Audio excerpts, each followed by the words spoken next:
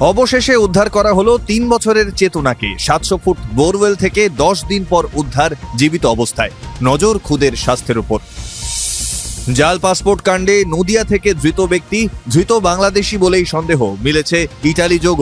চক্রের হদিশ পেতে শুরু জিজ্ঞাসাবাদ। রাজধানীতে ক্রমশ বাড়ছে অনুপ্রবেশ, শনাক্ত করতে বাংলাদেশ সেল তৈরি দিল্লি পুলিশের। ইতিমধ্যেই চিহ্নিত ১৭৫ জন অবৈধ অভিবাসী।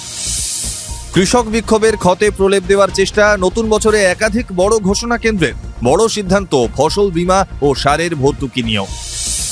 বর্ষবরণের রাতে ভয়াবহ হত্যাকাণ্ড লখনৌয়ে, মা ও ৪ বোনকে বিষ খাইয়ে খুন, গ্রেপ্তার যুবক। সম্ভাবনা অনার কিলিংয়ের, ঘটনার তদন্তে পুলিশ। নিউ ইয়ারে জেহাদি হামলায় রক্তাক্ত আমেরিকা, ভিড়ের মধ্যে বেপরোয়া গাড়ির তাণ্ডব, মৃত অন্তত ১০, আহত ৩০। ঘটনায় শুরু তদন্ত।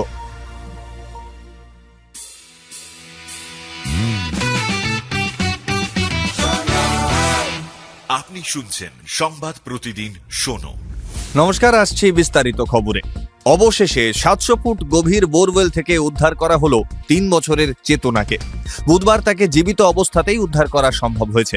হাসপাতাল জানিয়েছে শিশুটির শারীরিক অবস্থা আশঙ্কাজনক নয়, তবে তার স্বাস্থ্যের উপর কড়া নজর রাখা হচ্ছে। টানা ১০ দিন অর্থাৎ প্রায় ২৪০ ঘন্টা বোরওয়েলের মধ্যে আটকে ছিল শিশুটি। গত ২৩শে ডিসেম্বর এই দুর্ঘটনা ঘটে। প্রথমে সে ১৫ ফুট গভীরে আটকে ছিল। গ্রামবাসীরা তাকে উদ্ধার করতে গেলে বিপদ বাড়ে, আরও গভীরে পড়ে যায় সে। উদ্ধার কাজ চলছিল, তবে শিশুটি আদৌ বেঁচে থাকবে কিনা তা নিয়ে সন্দেহ জমাট বেঁধেছিল। অবশেষে যেন মিরাকেল ঘটল। ১০ দিন পর তাকে জীবিত অবস্থাতেই উদ্ধার করল র্যাট হোল খননকারী দল। আপাতত চিকিৎসকদের পর্যবেক্ষণে আছে ৩ বছরের চেতনা। জাল পাসপোর্ট কাণ্ডে নদিয়া থেকে এক ব্যক্তিকে পাকড়াও করল কলকাতা পুলিশের এসটিএফ। ধৃত বাংলাদেশি বলেই জানা যাচ্ছে। ধৃতের সঙ্গে মিলেছে ইটালির যোগ। নদিয়ার চাকদা থানার অন্তর্গত মদনপুরে জমাদার পাড়া থেকে ধীরেন ঘোষ নামে ওই ব্যক্তিকে পাকড়াও করে কলকাতা পুলিশের এসটিএফ। গত ৫-৬ বছর ধরে ওই এলাকায় স্ত্রী ও সন্তানকে নিয়ে নিরঞ্জন পালের বাড়িতে ভাড়া থাকত ধৃত। বাড়িওয়ালা পাল পরিবারের সদস্যরা জানান, ধীরেন পোশাকের ব্যবসা করত, তবে তার কাছে কোনো ব্যবসার জিনিসপত্র কোনোদিন দেখেননি তারা। সূত্রের দাবি, ধীরেনের জন্ম বাংলাদেশে, তারপর সে এদেশে চলে আসে, এখানেই থাকতো। তবে বছরে একবার বাংলাদেশ থেকে শ্বশুর শাশুড়ি তার কাছে আসতেন। এসটিএফ সূত্রের দাবি, এর মাঝে প্রায় ১০ বছর ইটালিতে ছিল ধীরেন। কী কারণে তা এখনো স্পষ্ট নয়। মনে করা হচ্ছে বাংলাদেশ থেকে আগত অনুপ্রবেশকারীদের ইউরোপে পৌঁছে দেওয়ার ক্ষেত্রে গুরুত্বপূর্ণ ভূমিকা পালন করত ধীরেন। আর তাদের নথি তৈরি করত চাঁদপাড়া থেকে গ্রেপ্তার মনোজ গুপ্তা।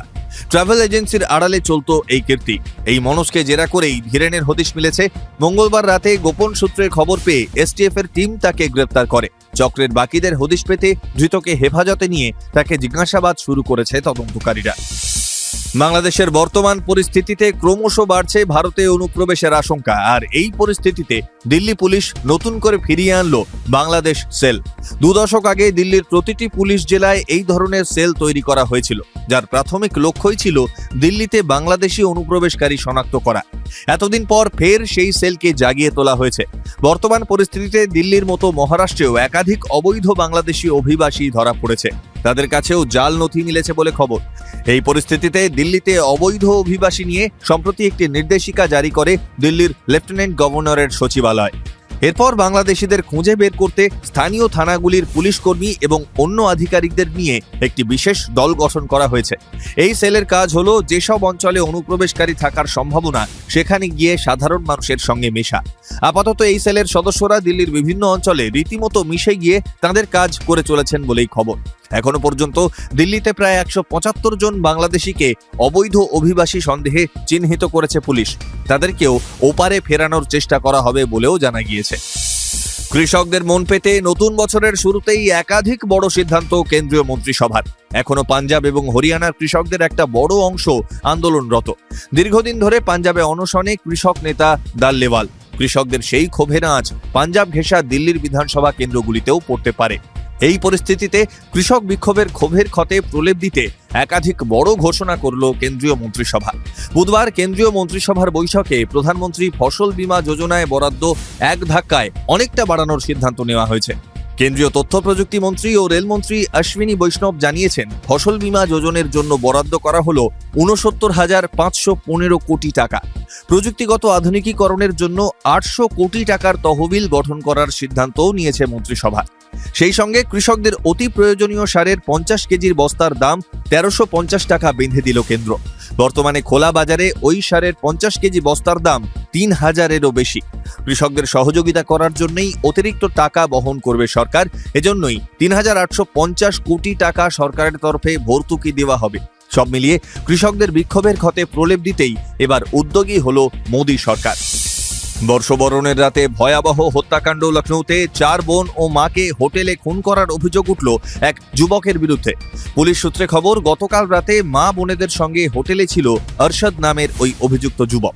সেখানেই সকলকে খাবার ও মদ খাওয়ায়। তার সঙ্গে বিষ মিশিয়ে হত্যা করা হয়েছে বলে জানিয়েছে পুলিশ। তবে ৫ জনের দেহে আঘাতের চিহ্নও মিলেছে।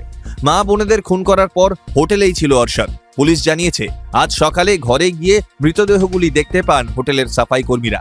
সঙ্গে সঙ্গে খবর দেন থানায়। তারপর পুলিশ এসে অভিযুক্তকে গ্রেপ্তার করে। দেহগুলো উদ্ধার করে ময়না তদন্তের জন্য পাঠানো হয়। তদন্তে নেমে একটি ভিডিও হাতে আসে পুলিশের, যা হত্যাকাণ্ড ঘটনার পর রেকর্ড করেছে আরশাদ। ভিডিও সূত্রে জানা গিয়েছে, জমি মাফিয়াদের কবলে পড়েছিল ওই পরিবার। বোনেদের বিক্রি করে দেওয়া হবে বলে আশঙ্কা ছিল যুবকের, আর তাই এই পথ বেছে নিতে হয়েছে বলে ভিডিওতে কবুল করেছে অভিযুক্ত। প্রধানমন্ত্রী নরেন্দ্র মোদী ও যোগী আদিত্যনাথের কাছে বিচার প্রার্থনাও করা হয়েছে ভিডিওটিতে। যদিও এটি যে একমাত্র কারণ তা নিশ্চিত করে বলা যাচ্ছে না, তবে অনার কিলিং এর সম্ভাবনা উড়িয়েও দেওয়া যাচ্ছে না। আপাতত ঘটনার তদন্ত করছে পুলিশ। নিউ ইয়ারে জেহাদি হামলায় রক্তাক্ত আমেরিকা। জানা গিয়েছে, নিউ অর্লিন্স শহরে নতুন বছরের সেলিব্রেশন চলছিল। ভিড় জমিয়েছিলেন ৮ থেকে ৮০ সকলেই। সেই উৎসব যাপনের মাঝেই ভিড়ের মধ্যে ঢুকে পড়ে একটি গাড়ি, পিষে দেয় বহু মানুষকে। শুধু তাই নয়, ভিড়ের মধ্যে গুলি চালানো হয় বলেও খবর। স্থানীয় পুলিশ জানিয়েছে, এদিন ভিড়ের মধ্যে একটি ট্রাক হঠাৎ ঢুকে পড়ে। রাস্তায় বহু মানুষকে পিষে দিয়ে টেনে হিঁচড়ে নিয়ে যায়। অনেকে এদিক ওদিক ছিটকে পড়েন, গুলিও চলে। খবর পেয়ে সঙ্গে সঙ্গে ঘটনাস্থলে পৌঁছায় পুলিশ। দ্রুত আহতদের উদ্ধার করে হাসপাতালে পাঠানো হয়। ঘটনায় এখনো পর্যন্ত মৃত্যু অন্তত 10 জনের, আহত প্রায় 30। তবে অভিযুক্তকে ধরে ফেলে পুলিশ বাহিনী। জানা যায়, ধৃত বছর 50-এর চিকিৎসক সৌদি আরবের নাগরিক। তবে 2006 সাল থেকে তিনি জার্মানিতে বসবাস করছেন। এই হামলার মোটিভ জানতে তদন্ত শুরু করেছে পুলিশ। শুনতে থাকুন সংবাদ প্রতিদিন শোনো।